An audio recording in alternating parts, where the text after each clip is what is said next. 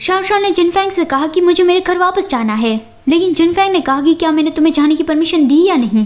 Shao कहने लगी कि आखिर तुम मेरे साथ करना क्या चाहते हो, तुमने मेरा बॉयफ्रेंड छीन लिया और यहाँ तक कि मेरी फर्स्ट किस भी ले ली। क्या अब तो मुझे यहाँ पे मेरी मर्जी के खिलाफ कैद करके रखना चाहते हो। जिनफेंग कहता है कि देखो चुटकी, तुम्हारे गे बॉयफ्रेंड ने तुम्हें ऑब्वियसली डंप कर दिया था, आखिर इससे मेरा क्या लेना देना।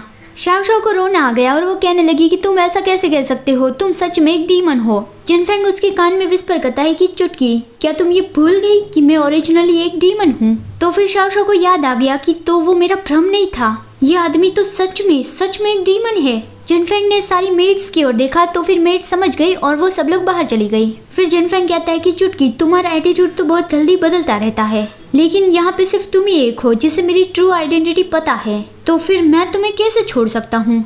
शाओ सोचने लगी कि क्या सिर्फ मुझे ही पता है, इसका मतलब कि अभी जो सारी मेड्स थी वो सब लोग नॉर्मल इंसान थी और उन सबको ये पता नहीं है कि ये आदमी सच में एक डीमन है। और वो कहने लगी कि तो फिर डीमन जी, आपको चिंता करने की जरूरत नहीं है, मैं डेफिनेटली किसी को भी नहीं बताऊंगी, मेरे होठ एकदम ही सील हो चुके हैं।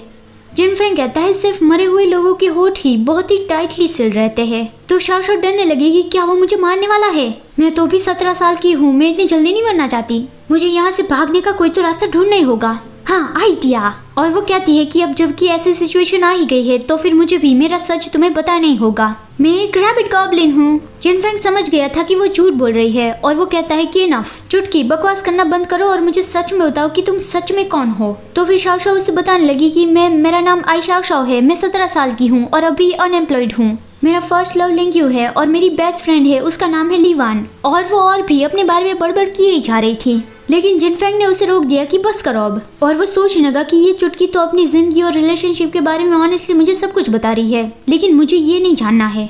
और वो कहता है कि अब जबकि तुम मुझे नहीं बता रहे हो तो फिर मुझे खुद से ये वेरीफाई करना होगा। वो शाओ को अपने पास खींचता है और वो उसे किस करने लगा। ये शाओ की सेकंड किस थी, वो भी गई। वो जिनफेंग को धक्का देती है और जिनफेंग सोचने लगा कि इस बार मेरी ट्रू आइडेंटिटी सामने नहीं आई, शायद पहले वाले किस से इसका कोई लेना देना नहीं है, तो फिर आखिर उसका रीजन क्या हो सकता है। उस वक्त मैं अचानक से अपने ओरिजिनल फॉर्म में कैसे आ गया था। और यहाँ पे शाओ अंदर से रो रही थी कि मेरी फर्स्ट किस और सेकंड किस दोनों चली गई। तभी वहाँ पे लैंगटिंग आ गया। वो नान जिनफेंग का एक वफादार आदमी है। उसने आके बताया कि फैंग, कंपनी में कुछ हुआ है और तुम्हें जल्दी वहाँ पे जाना होगा। जिनफेंग ने उसे कह दिया कि अच्छा ठीक है, मैं अभी वहाँ के लिए निकलता हूँ।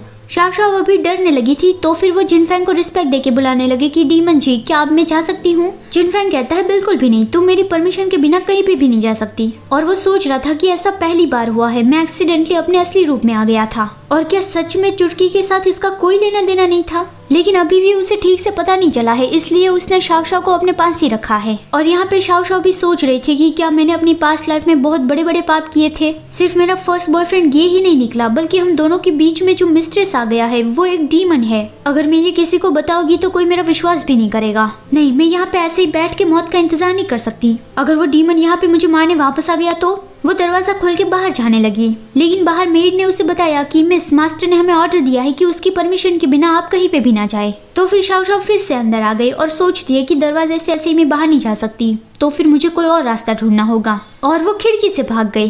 वो बहुत ही खुश हो रही थी कि मैं सक्सेसफुली बाहर आ गई। अब मैं उम्मीद करती हूँ कि मैं उससे कभी ना मिलूं। जब वो अपने घर पहुंची तब उसका बाप उसकी माँ को मार रहा था। उसका बाप शराबी है और वो जुआ खेलता है। वो जुआ खेलने के लिए सेविंग्स के पैसे ले जाने वाला था और वो अपनी वाइफ को पीट रहा था। शाओ तुरंत ही अंदर गई और वो अपने बाप को रोकती है कि पापा, आप उसे क्यों मार रहे हो। लेकिन उसका बाप कहता है कि मुझे अपना बाप मत बुलाओ, तुम मेरी बेटी नहीं हो, हमने बस तुम्हें अडॉप्ट किया था, तुम्हारे जैसी लड़की मेरी बेटी तो बिल्कुल भी नहीं हो सकती। आपके लिए एक सवाल, अभी शाओ जिनफेंग के विला से भाग आई है, तो आपको क्या लगता है जिनफेंग उसे वापस से ढूंढ लेगा या फिर शाओ ही उसके पास वापस चली जाएगी।